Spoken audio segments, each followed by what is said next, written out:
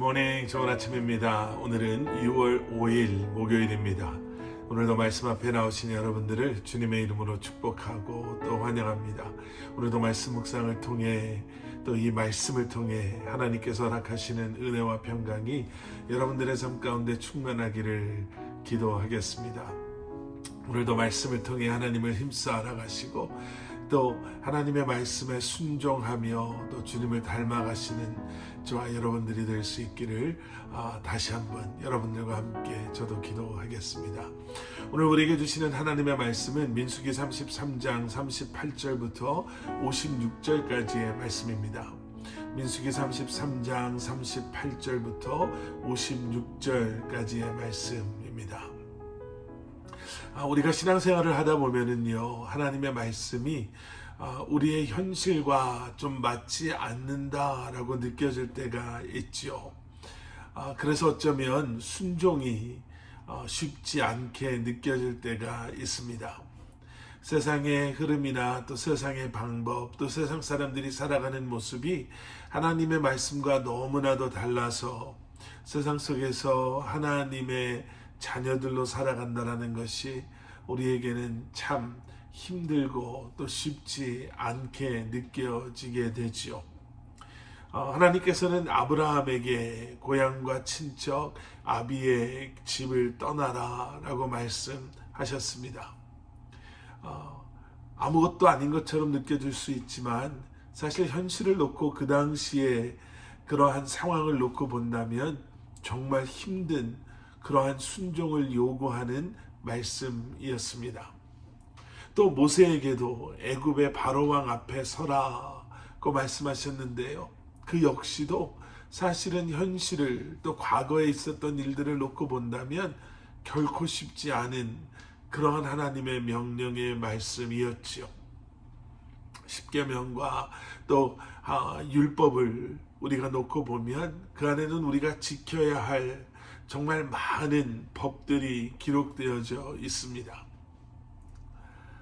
40년의 광야 생활을 끝으로 이제 드디어 가나안 땅 앞에 도착한 이스라엘을 향해서 하나님께서는 그곳의 원주민들을 하나도 남김없이 몰아내라 라고 말씀하셨습니다.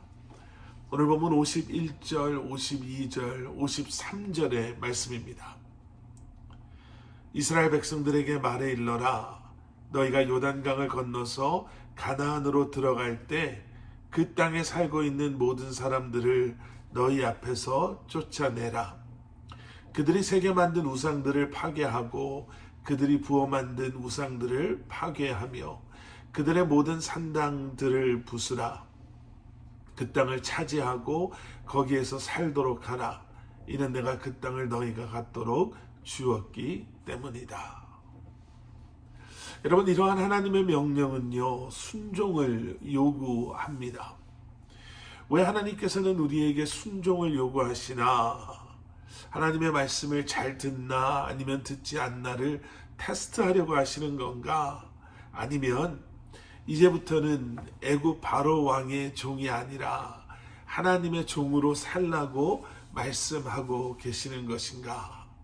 물론 그것이 맞을 수도 있습니다.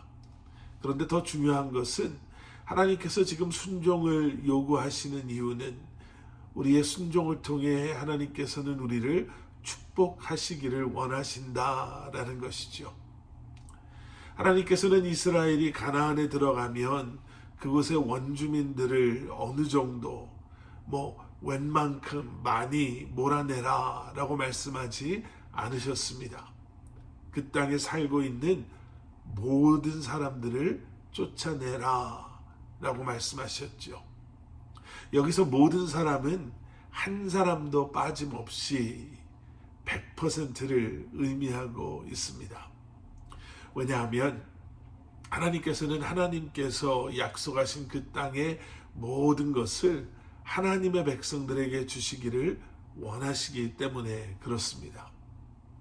그리고 그곳의 원주민들을 모두 쫓아내므로 이스라엘로 하여금 온전한 그리고 구별된 그 거룩한 하나님의 백성들로 하나님께서 허락하신 그 약속의 땅에 거하기를 원하시기 때문에 그렇습니다. 하나님께서는 하나님의 자녀들이 하나님과 함께 거하며 세상 속에서 거룩한 하나님의 자녀들로 택함 받은 하나님의 백성들로 살아가기를 원하십니다. 그래서 하나님께서는 우리에게 순종을 요구하십니다. 순종이 쉽지가 않죠. 거룩하라 라고 말씀하셨지만 거룩하게 살아가는 것은 결코 쉽지 않습니다. 용서하라 라고 말씀하셨지만 내 안의 분을 우리는 다스리지도 못하지요.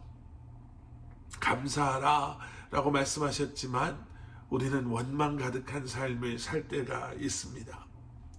기뻐하라 라고 말씀하셨지만 우리는 세상 속에서 우리를 슬프게 하고 아프게 하는 것만 어쩌면 그렇게 잘 찾게 되고 또 그것을 붙잡게 되는지 모릅니다. 하지만 그래도 순종해야 합니다. 왜냐하면 순종이 결국에는 거룩한 삶으로 우리를 인도하게 되고 또 순종이 우리로 하여금 용서하게 하고 또 감사하는 삶을 살게 하며 또 기쁨을 우리로 하여금 회복하게 하기 때문에 그렇습니다.